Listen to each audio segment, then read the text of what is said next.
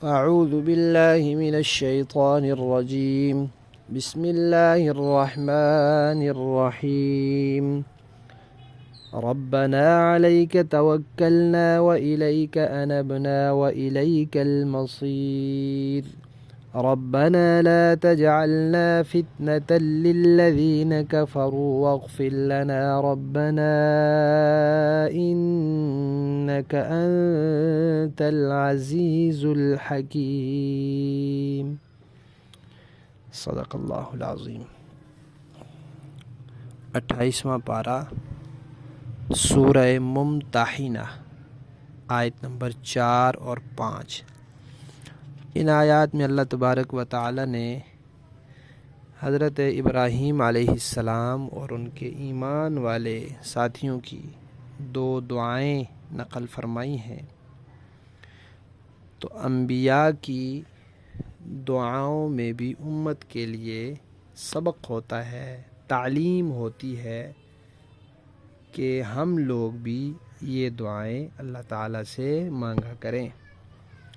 اور یاد رکھنا چاہیے کہ ہم لوگ عام طور پر دعائیں پڑھتے ہیں، تو دعائیں جب ہم پڑھتے ہیں تو دعا کے الفاظ پڑھنے کا جو ثواب ہے وہ مل جاتا ہے، ان الفاظ کے پڑھنے سے جو برکت حاصل ہونی ہوتی ہے وہ بھی ہو جاتی ہے۔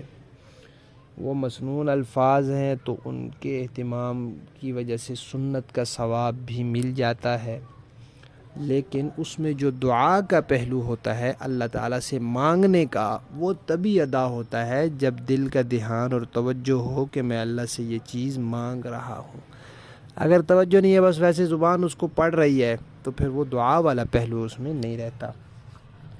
بہرحال ابراہیم علیہ السلام نے پہلی دعا یہ کی کہ ربنا علیک توکلنا، اے اللہ ہم سب کو چھوڑ کر آپ پر بھروسہ کرتے ہیں اور ساری قوم سے کٹ کر آپ کی طرف رجوع کرتے ہیں، اور ہمیں خوب پتہ ہے کہ ہم نے واپس آپ کے پاس ہی آنا ہے۔ ایک دعا۔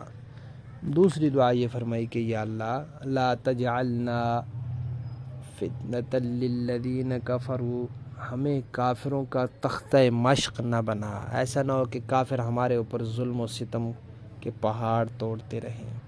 ہماری غلطیوں کو یا اللہ معاف فرما دے، ہماری کوتاہیوں سے درگزر فرما دے۔ آپ بڑی حکمت والے ہیں، زبردست ہیں، سب کچھ آپ کے قبضۂ قدرت میں ہے۔ تو ہم لوگوں کو بھی چاہیے کہ ہم یہ 2 دعائیں کرتے رہا کریں کہ یا اللہ ہم نے سب سے چھوڑ کر آپ سے تعلق جوڑ لیا ہے، ہر اس بندے سے توڑ دیا ہے جو آپ کے راستے پر چلنے میں رکاوٹ بن رہا ہے۔ کہتے ہیں نا، سب سے ناتا توڑ بابا، رب سے ناتا جوڑ بابا۔ تو رب سے ناتا جوڑنے میں جو رکاوٹ بن رہا ہو اس سے ناتا توڑ دینا چاہیے۔ اور دوسرا یہ کہ اللہ تعالیٰ سے دعا کرنی چاہیے کہ اللہ تعالیٰ عافیت میں رکھیں، کافروں کے ظلم و ستم سے بچا کر رکھیں۔ مصیبت مانگنی نہیں چاہیے، ہاں اگر آ جائے تو پھر صبر سے کام لینا چاہیے۔ بسم اللہ الرحمن الرحیم نحمدہ ونصلی علی رسولہ الکریم، اما بعد۔ نبی کریم صلی اللہ علیہ وسلم کا ارشاد ہے کہ لعنت کے 3 کاموں سے بچو۔ تینوں کاموں کے بارے میں یہ فرمایا کہ بے جگہ پیشاب پخانہ کرنا، ایک فرمایا کہ ایسی جگہ جہاں لوگ دریا کے کنارے، ندی کے کنارے آتے ہیں، کنویں کے پاس آتے ہیں، پانی پیتے ہیں، اپنے جانوروں کو پانی پلاتے ہیں، اپنے برتنوں میں پانی بھرتے ہیں، کپڑے وغیرہ دھوتے ہیں، تو پانی کے حاصل کرنے کی جو لوگوں کی جگہ ہیں وہاں اگر کوئی پیشاب پخانہ کر دے گا تو اس سے لوگوں کو تکلیف ہوگی، بدبو بھی ہوگی اور ناپاکی بھی ہوگی، گندگی بھی ہوگی۔ تو فرمایا کہ یہ لعنت کا کام ہے، ایسی جگہ جہاں لوگوں نے پانی کے لیے آنا جانا ہے وہاں کوئی ایسا کرے تو یہ لعنت کا کام ہے۔ دوسرا یہ کہ راستہ، جو گزرگاہ ہے جہاں سے لوگوں نے گزرنا ہے وہاں کوئی کرے گا تو لوگوں کو کراہت آئے گی، بدبو آئے گی، راستے سے گزرنا مشکل ہو جائے گا، تکلیف ہوگی۔ تو یہ بھی لعنت کا کام ہے. جو راستے میں پیشاب پخانہ کرے اس پر لعنت ہوتی ہے. اس سے بھی بچنے کا کہا.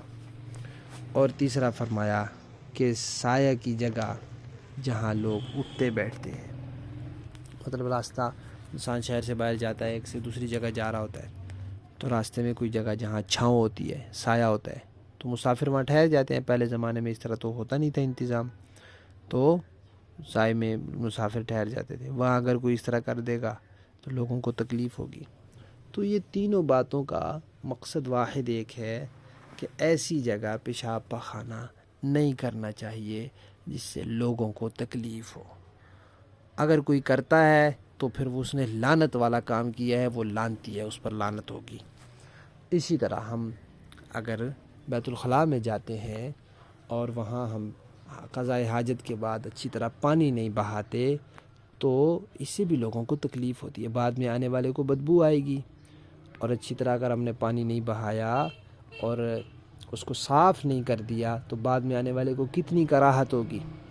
بعض لوگ چھوٹا پیشاب کرنے کے بعد سمجھتے ہیں کہ بس یہ تو چھوٹا پیشاب کیا ہے، اس کے لیے پانی ڈالنے کی کیا ضرورت ہے. بھائی اس کی بھی تو بدبو ہوتی ہے، اس کے چھینٹے پارٹ میں ادھر ادھر لگے رہ جاتے ہیں، تو اس کی ایسے سارا بیت الخلاء جو ہے وہ بدبو سے بھر جاتا ہے.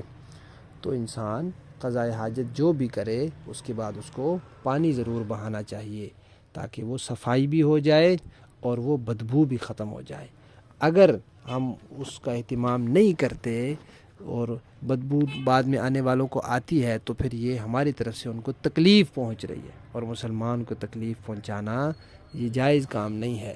اور پیشاب پخانے اور اس کی بدبو کے ذریعے تکلیف پہنچانا، اس کو تو فرمایا کہ یہ لعنت والا کام ہے. بسم اللہ الرحمن الرحیم، نحمدہ ونصلی علی رسولہ الکریم، اما بعد. کسی آدمی نے زکوٰۃ دے دی، پھر حساب کیا تو پتہ چلا کہ میرے اوپر زکوٰۃ بنتی تھی 5,000 اور میں نے دے دیے 6,000. تو کوئی بات نہیں، اس 1,000 کو اپنا نفلی صدقہ بھی شمار کر سکتے ہیں، ثواب ملے گا. اس 1,000 کو کیونکہ زکوٰۃ کی نیت سے دیا ہوا ہے یہ 1,000، تو اس کو اگلے سال کی زکوٰۃ میں بھی شامل کر سکتے ہیں کہ اگلے سال جو مجھ پر زکوٰۃ بنے گی اس میں سے 1,000 یہ ابھی ادا ہو گیا. اس طرح بھی ٹھیک ہے. زکوٰۃ دیتے ہوئے یہ تسلی کر لینی چاہیے کہ جس کو دی جا رہی ہے وہ مستحق ہے یا نہیں ہے، یا کہیں میرا ایسا رشتہ دار تو نہیں ہے کہ جس کو زکوٰۃ نہیں لگتی، میرے والد، میرا بیٹا، ایسا تو نہیں ہے. اپنی طرف سے تسلی کر لی، تحقیق کر لی، پھر اس کے بعد زکوٰۃ دے دی. بعد میں پتہ چلا کہ یہ تو زکوٰۃ کا مستحق نہیں ہے، تو کیونکہ اس نے پہلے اپنی طرف سے اطمینان کر لیا تھا لہذا اس کی زکوٰۃ ادا ہو گئی، اس کو دوبارہ نہیں دینی پڑے گی. لیکن وہ بندہ جس نے لی ہے اگر اس کو پتہ چلے کہ یہ زکوٰۃ تھی اور اس کو پتہ ہے کہ میں زکوٰۃ کا مستحق نہیں ہوں تو اس کے لیے اس کا استعمال کرنا جائز نہیں ہے. وہ زکوٰۃ کے کسی مستحق کے حوالے کر دے. اسی طرح میں نے زکوٰۃ دینی تھی، میں نے اپنے کسی جاننے والے کو کہا یار کوئی مستحق دیکھنا تو میری طرف سے اس کو دے دو. اس نے دے دی. اب بعد میں پتہ چلا وہ تو میرا ہی کوئی رشتہ دار تھا قریبی، ایسا جس کو میں زکوٰۃ نہیں دے سکتا.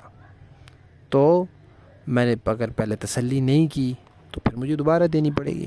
اور اب میں نے اپنی طرف سے تسلی اطمینان کر لیا لیکن غلطی مغالطہ ہو گیا تو بس زکوٰۃ میری ادا ہو گئی ہے. لیکن اگر اس کو پتہ چل جائے کہ یہ تو ایسے میرے رشتہ دار کی طرف سے آئی ہے جس کی نہیں ہوتی تھی تو وہ پھر آگے کسی مستحق کو زکوٰۃ کے پیسے دے دے. سب سے زیادہ کوشش اپنے رشتہ داروں میں دیکھنا چاہیے جو ضرورت مند ہوں، دگنا ثواب ملتا ہے. اس کے علاوہ پھر وہ لوگ جو دین کے کام میں لگے ہوئے ہیں ان کا بھی زیادہ ثواب ہے. محض ضرورت مند کو دیکھ کر زکوٰۃ ایک جگہ سے دوسری جگہ بھیجنا یہ تو مکروہ ہے. آپ ایک شہر میں رہتے ہیں، وہاں اتنے ضرورت مند ہیں، ان کو چھوڑ کے آپ دوسرے شہر کے ضرورت مندوں کو دے رہے ہیں، یہ تو مکروہ ہے. لیکن آپ اپنے رشتہ داروں کی وجہ سے کہ آپ کے رشتہ دار دوسری جگہ رہتے ہیں ان کا خیال رکھنا یہ کوئی مکروہ نہیں، ٹھیک ہے. یا آپ دینی طلباء کے لیے کہ وہ دوسرے شہر کے طلباء کو دینی ہے وہ بھی ٹھیک ہے، اس میں کوئی حرج نہیں ہے. ویسے ایک جگہ کی زکوٰۃ دوسری جگہ لے جانا ٹھیک نہیں ہے، لیکن اگر کوئی اس طرح اضافی وجہ ہو کہ رشتہ دار ہے یا کوئی دین کے کام میں لگا ہوا ہے تو پھر ٹھیک ہے، پھر مکروہ نہیں ہے.